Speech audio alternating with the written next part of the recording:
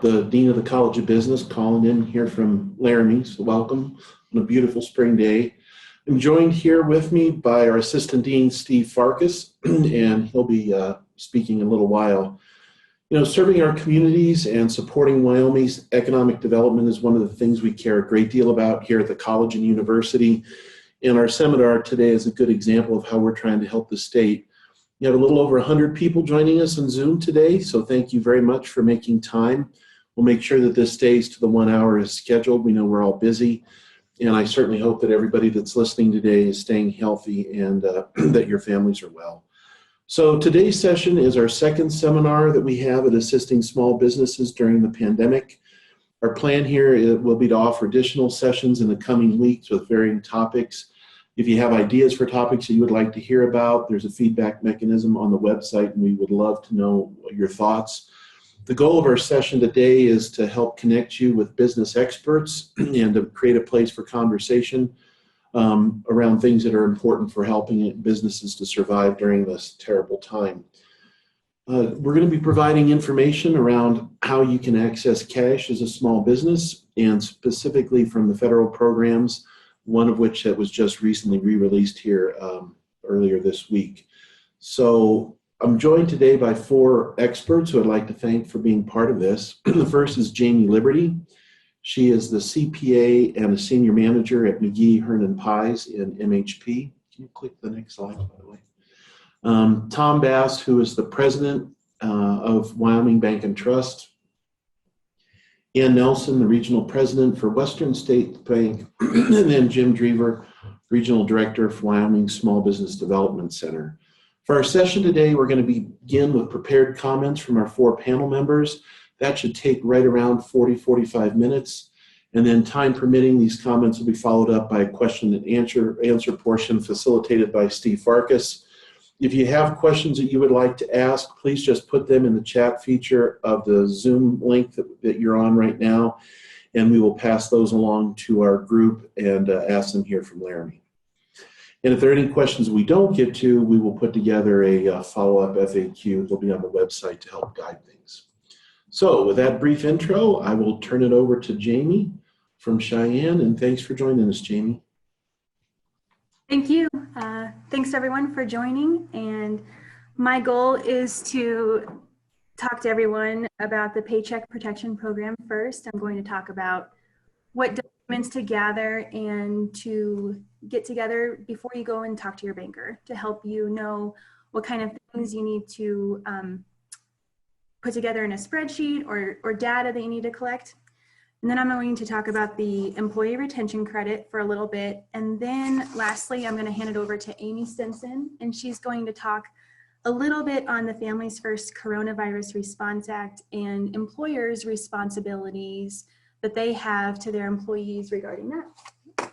So first, the Paycheck Protection Program, as we all know, was funded with a second wave of funding that as of now, there is still amounts out there to apply for. So if you're in a situation where you haven't applied and you think, I really need to get my things together, but I don't know what to get together, then I'm going to talk a little bit about who qualifies, what we're talking about that would qualify, and some other specifics regarding that program.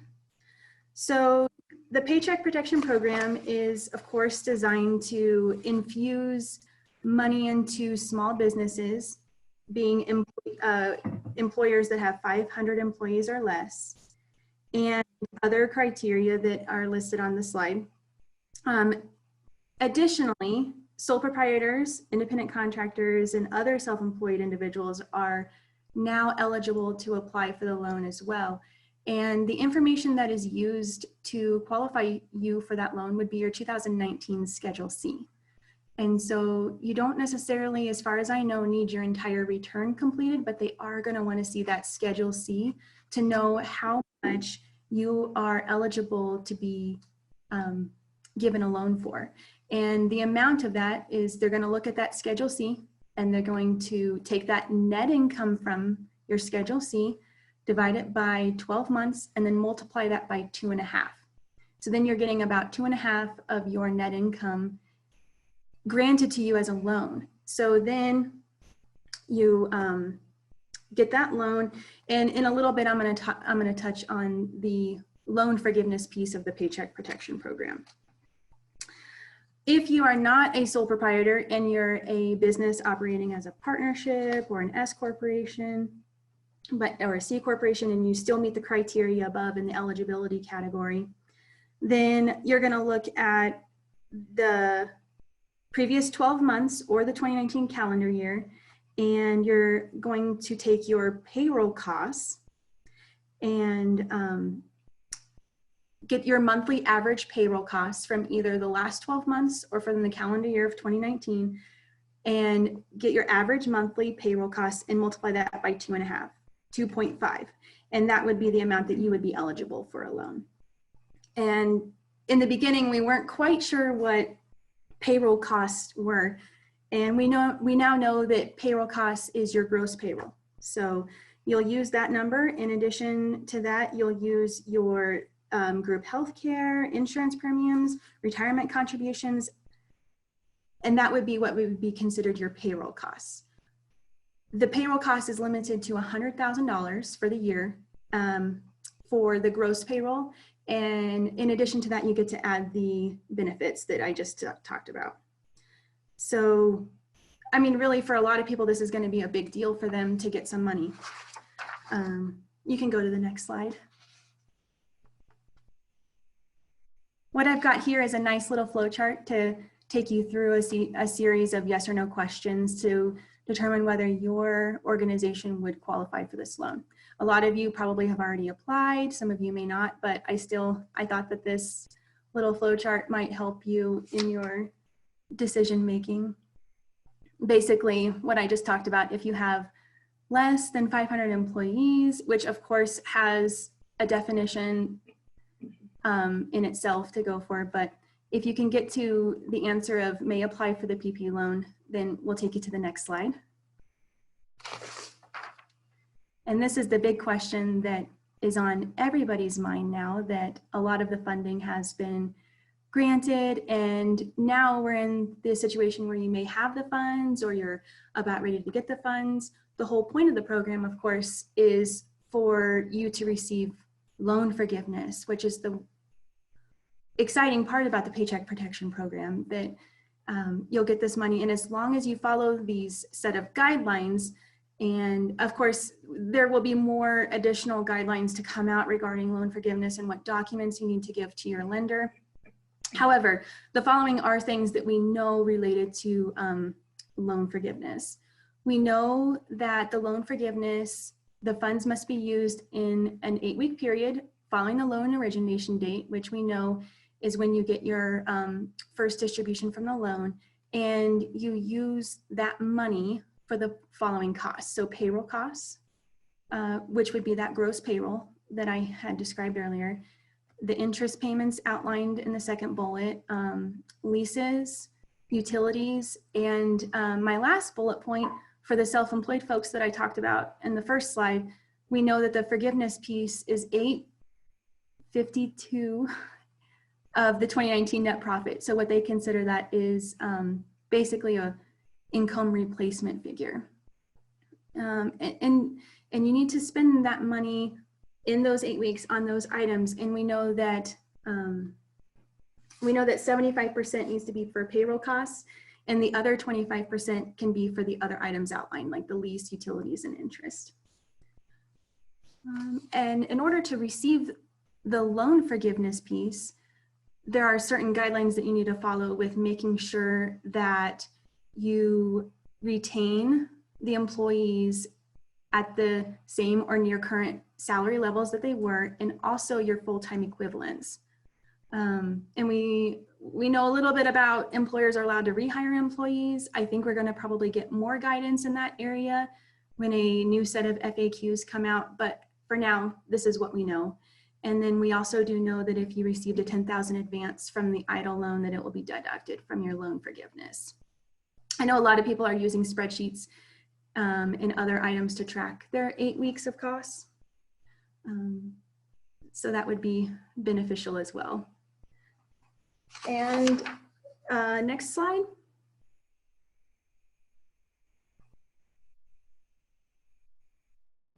moving on from the Paycheck Protection Program, which we will talk about, of course, more with our other speakers today, I wanted to briefly discuss the Employee Retention Credit.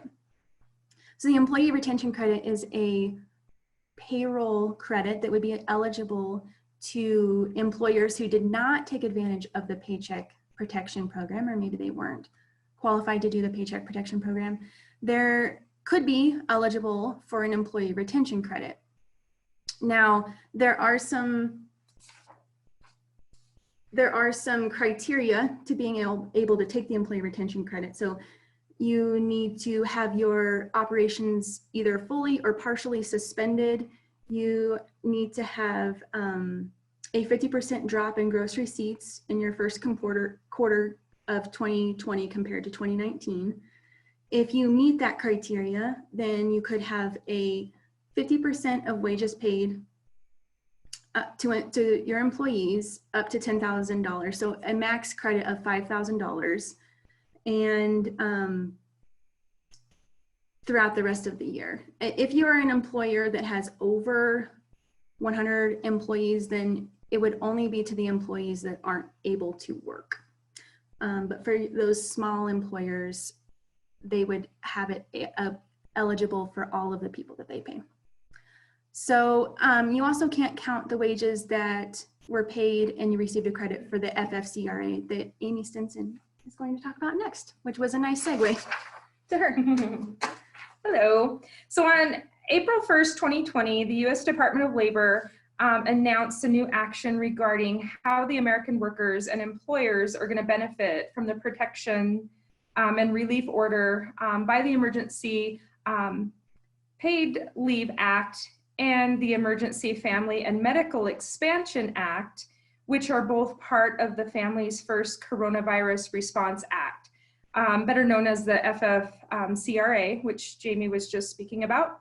So the FFCRA is going to help the U.S. combat and defeat the COVID-19 by reimbursing the American private employers that have fewer than 500 employees with tax credits for the cost of providing employees with that paid sick leave taken for specific reasons that are related to the COVID-19.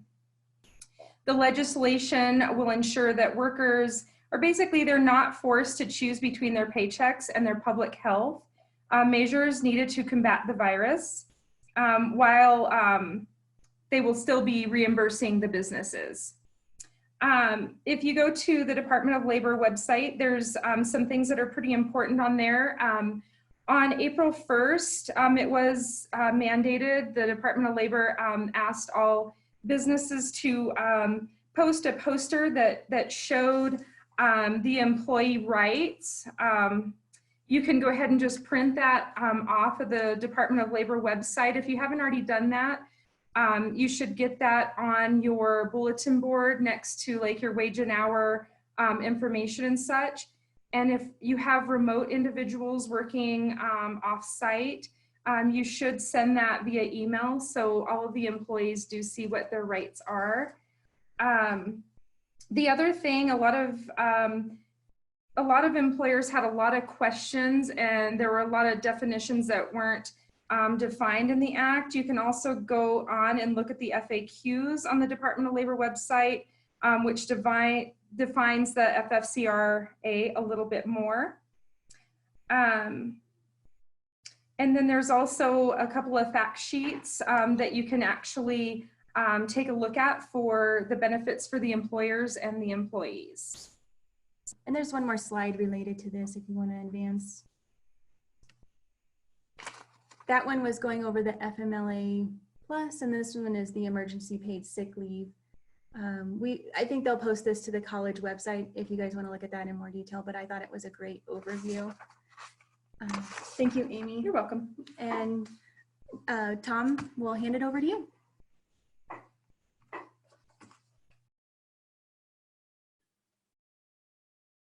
Appreciate that. I'm Tom Bass. Our bank is about 210 million. We've got a branch here in Cheyenne and another smaller branch in Burns, Wyoming. And I'm here to talk about the PPP. If you could advance the slide there. We're going to talk about the basics of the PPP real quick. It's 100% SBA guarantee, 10 million maximum loan amount. The rate is 1%. Maturity is 2 years. Payments are deferred for 6 months. Interest does accrue during that time. And loans can be made up to June 30th, 2020, or when the PPP funds expire. And I'll get into that in a little bit. And as Jamie just went through, the loans can be forgivable.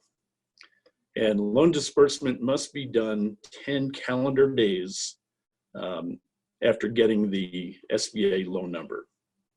So just a quick overview. On March 27th, the CARES Act was signed. 1 week later, which is light speed to get something of this magnitude together, April 3rd, the first phase of PPP started. That went through April 16th at sometime in the evening, and we went through about 349 billion on that first phase. Second phase started this Monday at 8:30 our time, Mountain Time, and it is still going on. So that is just an amazing amount of, and I'll kind of go into some indications that show how much the SBA is really working on this. So our bank, we've done over 100 PPP loans, totaling about 7.5 million. Again, we're a smaller bank, and phase 1 and phase 2 is current. As I mentioned, phase 2 is currently in process. Phase 2 started off a little slow on Monday. We were able to get maybe a couple through, and we had some folks that went online at their homes, some of our lenders, and they were able to input those. So we got all our second phase through. And kind of a word of caution, if anyone is listening and is thinking about doing a PPP loan, do it now. This second phase is going rather quickly. I think there have been, first 2 days, there have been 475,000 loans approved for about 52 billion of that 310 billion that was allotted in phase 2. So if you're thinking of doing it, do it quickly. Talk to your banker ASAP after this call, and get rolling on that. So that's really important. Lenders, for the first phase, they did about 330,000, nearly 30 billion. And lenders from 10 billion to 50 billion did about 84,000 loans for about 10 billion. 3 great websites to go on: www.sba.gov, www.treasury.gov, and www.federalreserve.gov. Those are 3 great websites to go in. You can see like the red stripe usually. Click on that, it'll give you all the details of this. The SBA generally does, in the past, about 28 billions of loans per year. So in the first 14 days, they did about 14 years worth of loans. So the SBA, and Amy Lee up in Casper, I've been talking to her quite a bit. She and her staff are amazing. They've done just an amazing job, and they've had an avalanche of loans, and they've done just yeoman's work. So kudos to you, Amy, and your crew. Many banks and businesses are setting up separate accounts for these funds, these loans that they're getting, the PPP loans, because they want to segregate these monies to make sure they can show that they're being used properly. So Slide 2. This is the slide that's up right now. This was just an amazing, over 1 million loans were done. This was going through the first phase. And the next slide is kind of an interesting one, goes by state. And as you can see in the bottom right, that's where we are, Wyoming. This was about 3 days prior to the end of the first phase. We did 5,700, I think. We got through about 7,600 after the first phase. And the number one was, let's see, that was California with 333 billion or 33 billion. And so we're not near that, but I know all the bankers. I talked to a lot of bankers throughout this process. The bankers in Wyoming are just phenomenal. They've done a great job. We've had a couple of customers ask about, initially when the COVID was first going through, about taking money out and getting cash. And we said, don't worry about that. We're FDIC insured. We've got, it's a lot safer to keep your money in the bank. So we haven't had anybody ask probably in the last month, and I'll ask Ann next to see if she's had anybody, but people really calmed down. Next slide goes into the loan size. And you can see from this slide, you've got 150,000 and under. That's the vast majority, 70%. So these are truly helping these small businesses. We're not doing huge loans. And even 150,000 to 350. Those two top categories comprise 85% of the loans. Next slide. This is the loans by industry. As you can see, construction is definitely number one. Technical services, professional number two, and that's kind of an interesting slide too, seeing who actually is using these loans. And then I think that is all I have. I've got the FDIC insurance. Make sure that don't worry about your money. It's safe at the bank. And with that, Ann is going to go through some other loan programs. So Ann, all yours. Thanks, Tom. Good afternoon, everyone. I'm Ann Nelson, and I'm the regional president at Western States Bank. We've got 10 branches in Nebraska, Wyoming, and Colorado, and I oversee those in Wyoming and Colorado. And it's a pleasure to be here today and to be able to share some of the information regarding loan programs with these stimulus packages.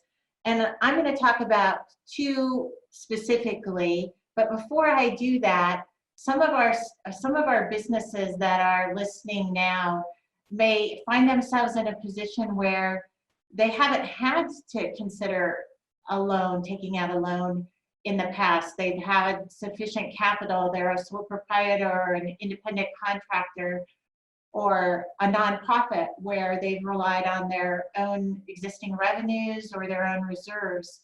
So I just want to hit quickly on what your financial institution or the SBA will be looking for in that initial financial package if you are considering applying for one of these loans. And so with that, I'll say, regardless of the type of entity you are, if you're a corporation, a partnership, a limited liability company, or the like, you'll need to provide your organizational documents, your articles of organization, your articles of incorporation, your bylaws, the minutes of your last organizational meeting. If you're a sole proprietor and you operate under a trade name that you've registered, you may also need to provide that trademark registration or evidence of that, a trademark affidavit. So those are your organizational documents that you'll need to provide. In addition, you'll need to provide the last 2 to 3 years of your business tax returns, along with your business financial statement, which is your balance sheet and your income statement, whether that's from QuickBooks or from your accountant or your bookkeeper. If your business is owned by multiple owners that have more than 20% ownership, those owners will need to provide their personal tax returns along with a personal financial statement that shows their personal assets and their personal liabilities. So that's just kind of a summary of those initial documents as you're applying for these loans, whether it's at your financial institution or the SBA. So onto the economic injury disaster loan, or as we refer to it, EIDL loans. These are directly administered by the SBA. So you won't use your local financial institution. You'll actually apply online at www.sba.gov. It was also provided with additional funds this last week. And I know in the queue, there are a number of folks that were unable to get funds the first round. And so those are sitting in the queue. There's an additional $60 billion that will fund the EIDL loan program. And what this is designed for is for businesses to overcome that temporary loss that they might have experienced because of the COVID pandemic.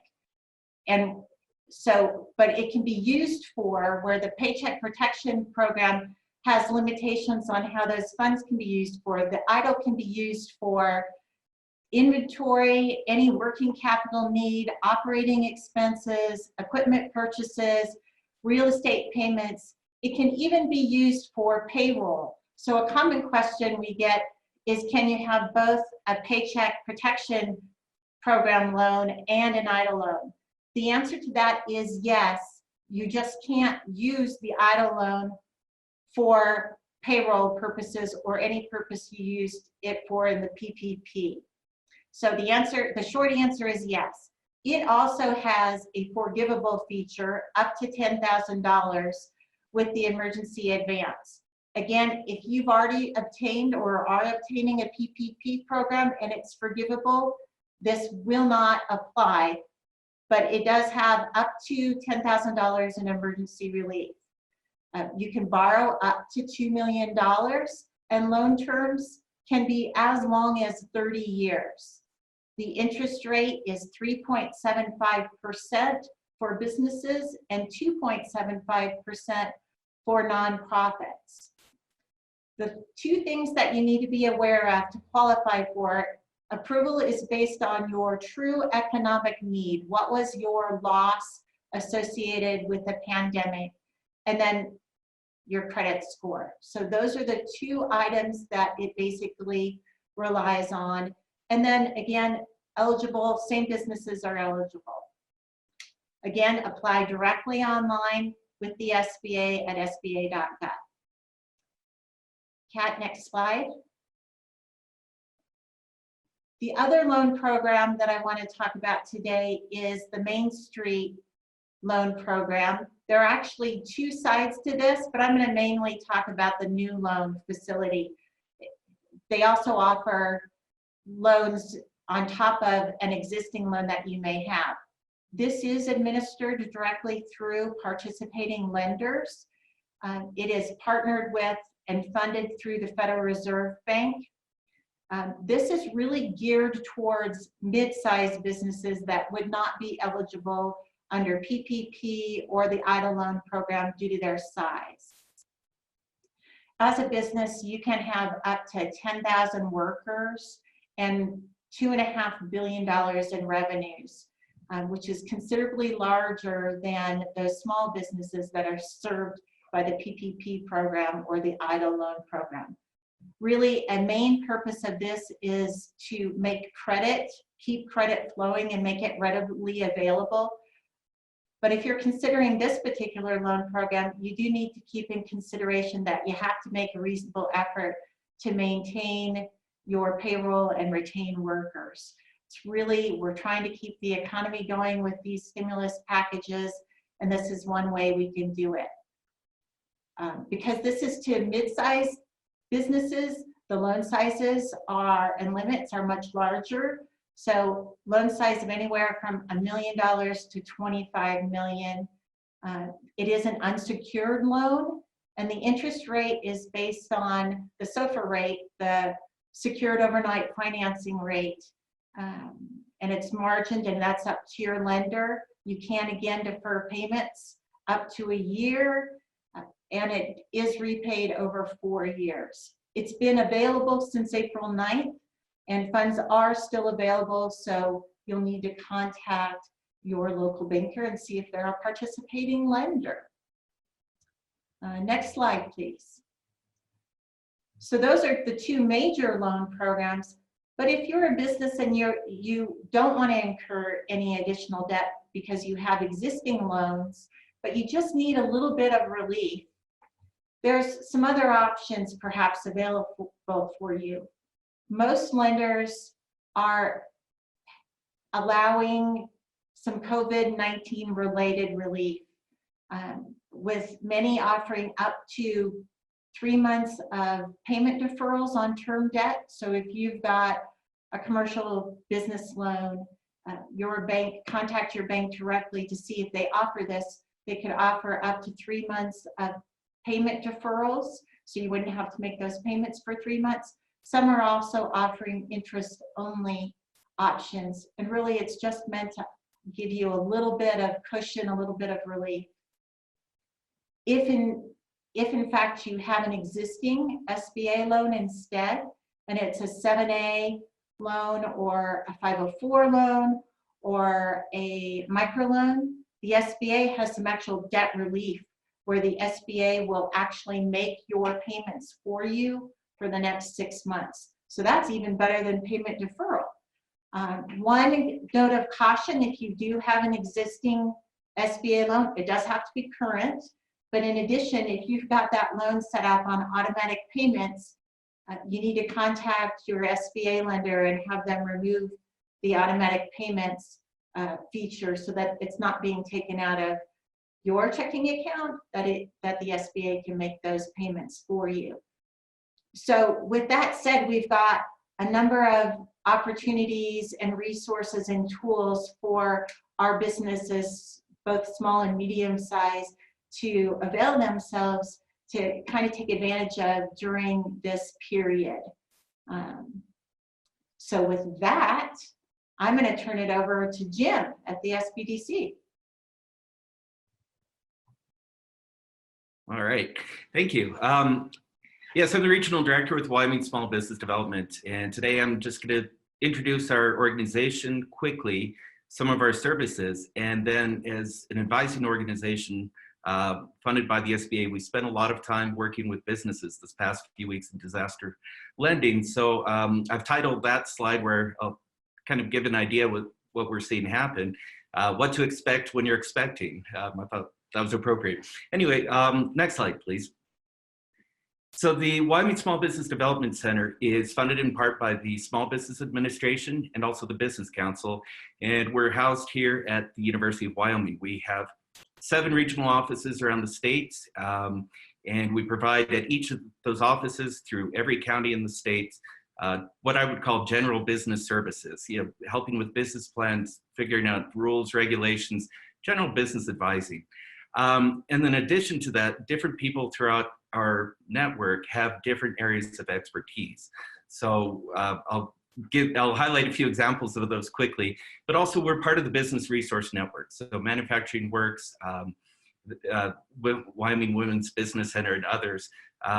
We work with them and we work together as a unified team. So if you're speaking to myself or any of the other organizations and they're not the right ones, they'll point you in the right direction. Anyway, let me introduce a few of our staff people in the slides and some of their services. So we're going to go quickly through this one. This is Sarah. She's up in the Riverton area, and she helps businesses with social media strategies. Our Market Research Center, which I'll talk about in a minute, will help analyze people's online presence as well.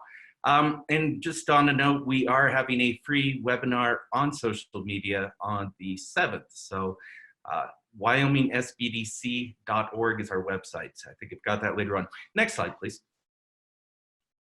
And so, of course, we help with accounting and records. That's Rob on the right there, he's a QuickBooks certified pro. So if you're having questions, you're trying to get QuickBooks set up, we've got him on board. All of our services, I should also mention, it's cost-free and it's confidential. Next slide, please. And then there's Rob again, but there's Bruce. He's a recovering banker, and he helps clients. So if they're going to look at getting a business loan, he can look at what they're presenting and give them points, tricks, and just help them out. Next slide, please. And then, of course, we do a lot with business plans, and I love that. Yeah, Cindy's there. She's we all help with business plans, but she's kind of the second line to look at them. We also, she's also specialty with restaurant and food, having had a restaurant in the past. Next slide, please. Human resources, marketing materials. That's Susan. She's up in her Gillette office. Next slide, please.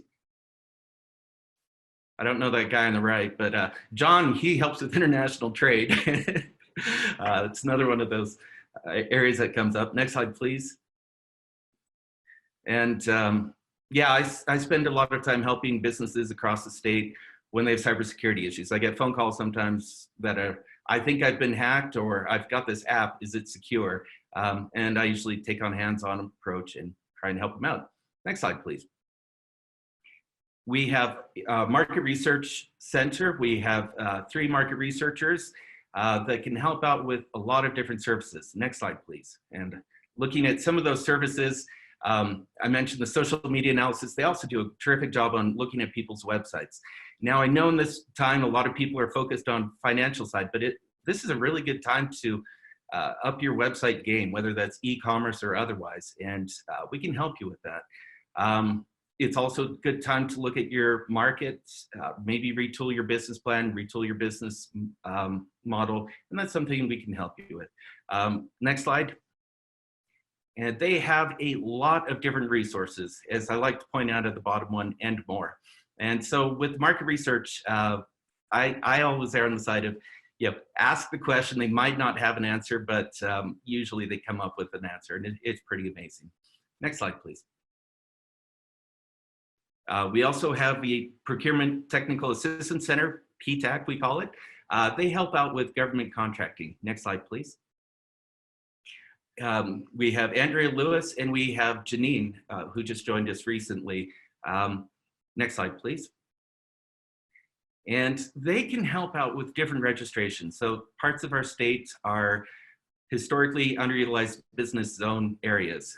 They can help you with those certifications. They can help you find contracting officers. They have a lot of opportunities. And you would be surprised what the US government needs to buy. They're also part of our organization. Next slide, please. Now, the part that I really wanted to get to was what's happening, what are businesses experiencing right now? I won't get into the details of the loans. I think we've covered what those are, but what's happening with them? As mentioned, the SBA has done an incredible number of loans at incredible quantities. And so the process has been evolving. It started out with a difficult web portal. It went to paper application, and where we were when it was ran out of funding, they have a very swift online application for most people if they have their information on hand. 5 minutes, 10 minutes. It's been pretty painless. Not too many questions on that. The question is, what happens next? And what we're seeing is not really an email or a phone call to be the first thing that happens. It's a pleasant surprise in the form of the advancement for the EIDL loan. And those are at $1,000 per employee. And then usually we're finding it's a week to 2 weeks later, they are contacted by a loan officer. Lately that's been via email, and that's to sort out about 6 months of operating capital to keep your business afloat. And people have been receiving those. So if you are waiting on that, it is happening. People are getting those loans, and I've heard the experience has been pleasant. It's been really, really good. A little bit on the PPP loan, the lenders in Wyoming, I think they're training. They said they're assembling an aircraft mid-flight from scratch was the terminology. So they've they've been scrambling. There's been new rules and regulations that have come out along the way, but I think they're doing a terrific job. My one thing that I've ran into, some banks have been a little more flexible than others. So if you're working with a bank and they only are taking 941s and say you cannot apply, please talk to another lender. As mentioned, using your Schedule C is fine. What they need is some sort of documentation on what your payroll expenses are. The slowdown from what I ran into was happening before we were shut down. People were already calling me saying, what do I do? What do I do? And even if you're still in that situation, please talk to your lenders. Don't surprise them. And then, so the question is that we're getting now is, how are we going to open up? How are we going to open up? And so that's kind of, I want businesses to know that, other people have the same questions and same concerns. Next slide.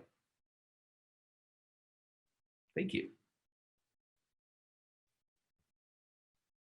All right, well, thank you all for that great insight, and we do have a number of questions here.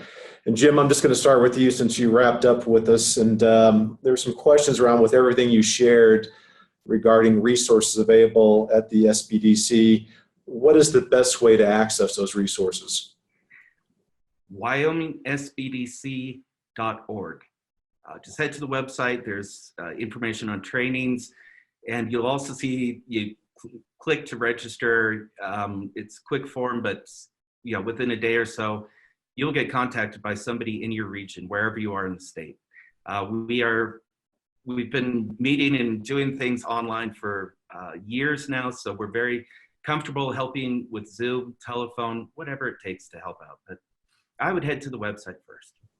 Great. We've had a number of questions come up around the PPP loan forgiveness. And Jamie, maybe if you want to take a shot at this one. So the question is, the amount of forgiveness of a PPP loan depends on the borrower's payroll costs over an 8-week period. When does that 8-week period begin? Hi, so we know that 8-week period begins on the loan origination date. And we have access to the AICPA.org website. And what I found there is the definition of that is the date that you first received your funding. So that's what we know, and that's where I got that information from. Great. And then a couple follow-up questions to the forgiveness portion of the PPP loan is, do we know yet how to apply for forgiveness?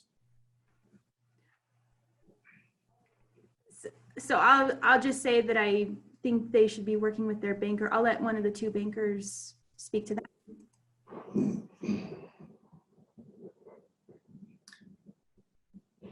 Tom or Ann, any insight on that?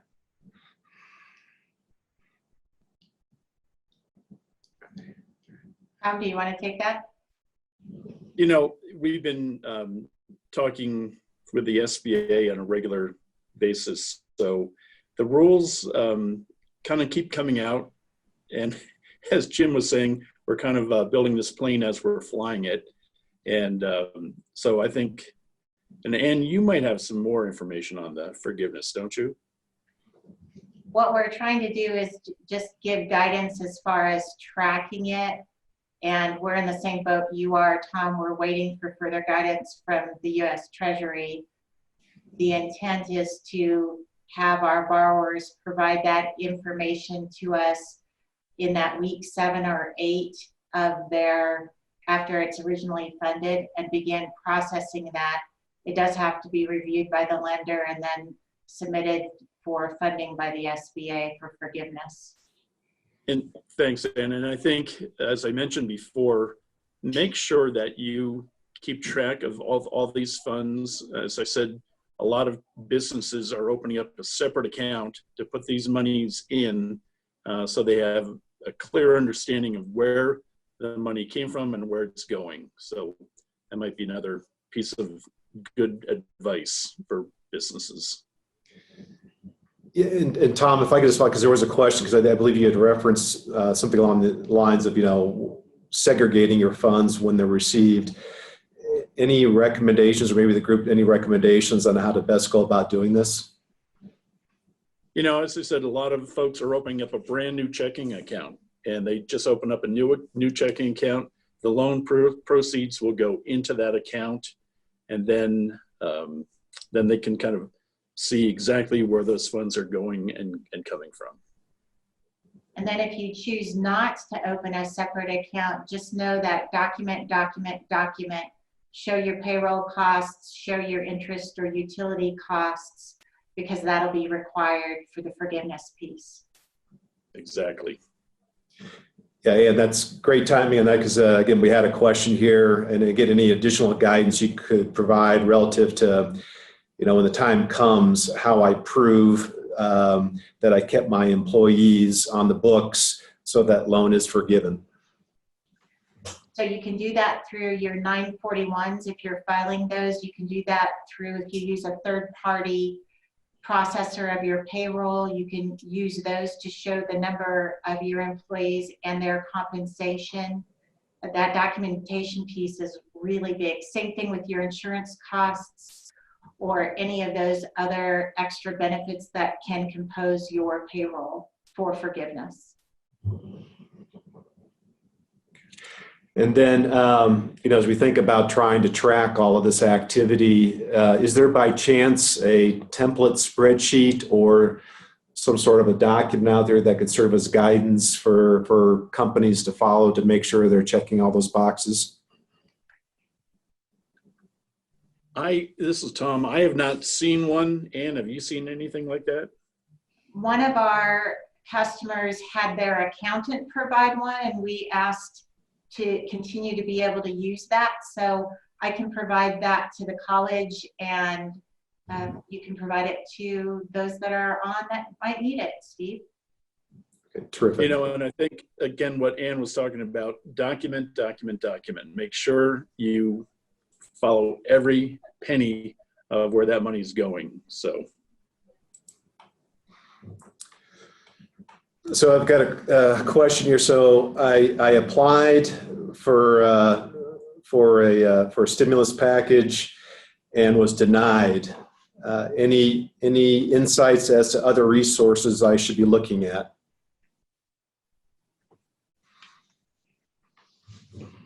My first thought is, talk to your lender, see if there's something else available. Maybe you didn't have the documentation for the PPP. I'm not exactly sure which package you're looking at. One of the other organizations we work with that might be applicable for this is the Wyoming Women's Business Center. They have a microloan program for up to $50,000, and they generally assist. You don't have to be a woman for it. They assist both men and women who haven't been able to get financing through traditional banks. And I know on the application for the PPP, there is kind of a knockout question. If you've been late on any federal loans in the last 7 years, that will knock you out. You will not be eligible. So that might be a reason why they might not be able to get it. And interesting question. So around, are all banks participating in the PPP program? I'm guessing we've got some folks in some areas of the state where there may be a bank or two not participating, and what guidance could you provide there? So if your particular financial institution isn't participating, you can reach out to any participating bank. I know a number of them were maybe slower to get started or had such an influx of applications, even very large banks. So they were recommending look locally. So if you don't have anyone in your particular local market, reach out. You've got 2 bankers on here that you know both participate in the PPP program, and there are many others. We can, if it's outside of our area, we can also help that business find a PPP participating lender. Yeah, we've done quite a few of customers that we've helped out, and we've also had some folks that called us saying their bank, for some reason or another, was not able to do one, and we've been able to help them. So yeah, and again, kind of gets back to my previous statement. If you're thinking about doing it, do it now. It's the phase 2 is going quickly, so act ASAP, because we're not sure if there's going to be another phase or not, and we'd hate to see a business maybe delay a little bit and procrastinate and not be able to get their funds that are needed. So act quickly. So just received a question here regarding use of the PPP. Can you use this for payroll taxes, Social Security, et cetera? You can use it for the employee side of those payroll taxes. If it's the business portion, the federal side of that, you cannot. So for example, if you've got an employee that you would pay $1,000 to, you would not reduce it by local, state, or federal taxes for their side. Your portion of those, the business portion of those taxes, you cannot include. The federal portion.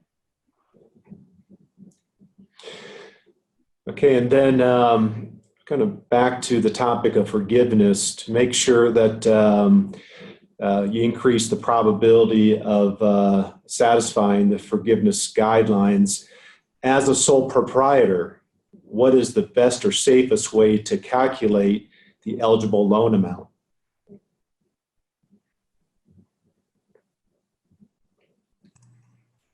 I can speak to that.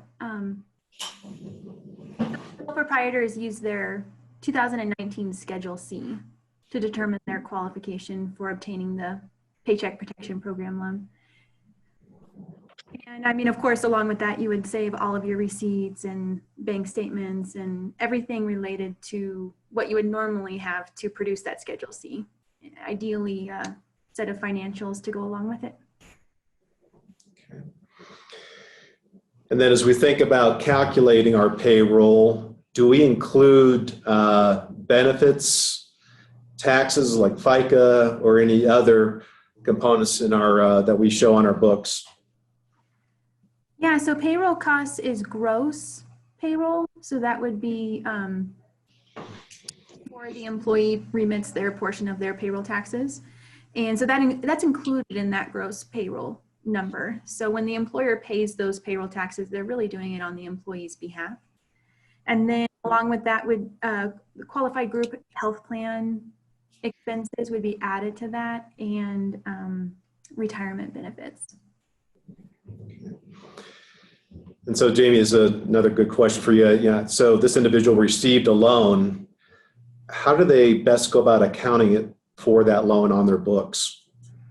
Yeah, so you would account for it like any other loan that you receive. You would debit your cash account that it was received in, and then you'd credit the loan. Okay. And then Tom and Ann, maybe a question for you. So for individuals that have applied and have been approved, what kind of time horizon are you seeing in terms of when these businesses actually see the funds? There's a 10 calendar days in order to get the funds. If it falls on a weekend, then they're given until the following Monday. That's new, and that just came out, but there is a little relief so that banks aren't trying to fund on the weekend, but there are 10 calendar days from the time it's approved.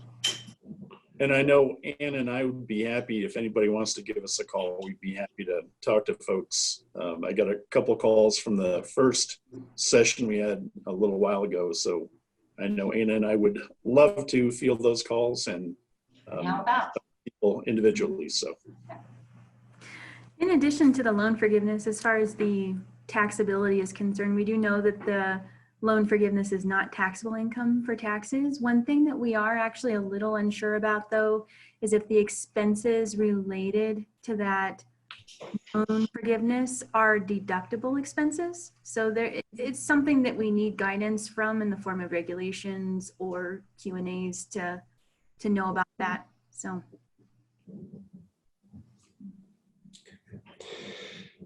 And again, this is one for you, Jamie. On the application, the eligible loan amount called out used for total payroll costs, which is defined by QuickBooks to include employer taxes. Why on the backside is this not forgiven? So employer portion of payroll taxes shouldn't be included in the payroll costs figure. If it is, then it needs to be taken out of that when you're applying for the loan.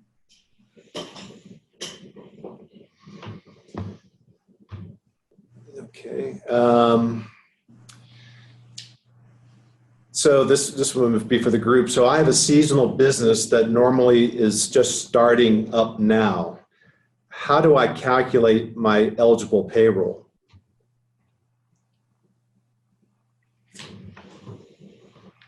You would use the same time frame. So you would use an 8-week time. You can use the time frame from now until June 30th or February 15th through June 30th to establish that payroll basis from the previous year.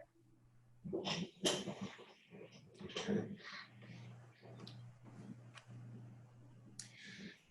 And then another question here, should payments made to an independent contractor or sole proprietor be included in calculations of payroll costs? They should not be. Both the independent contractor or the sole proprietor using those funds that you would pay can apply for PPP funds on their own, separately.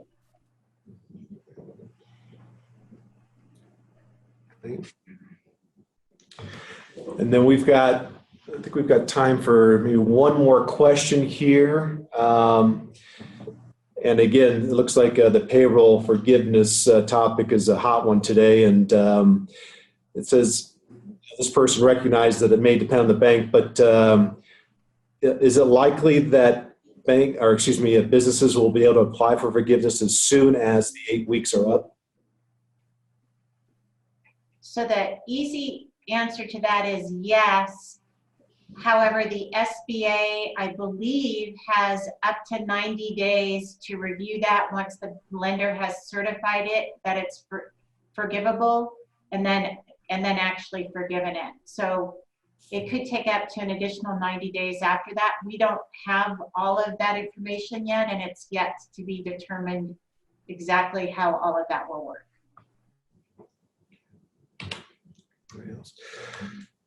Okay, well, again, thank you to all of our folks that were online with us today and participating in the seminar. And again, thank you to our business leaders. It looks like we had a few more questions that came in, and our intention is to compile these questions and include them as part of our FAQs that we have on our current COVID landing page. It's where you registered for today's event. You will also find a recording of today's event on the site. We appreciate everyone's partnership, and we look forward to having a new information session here soon.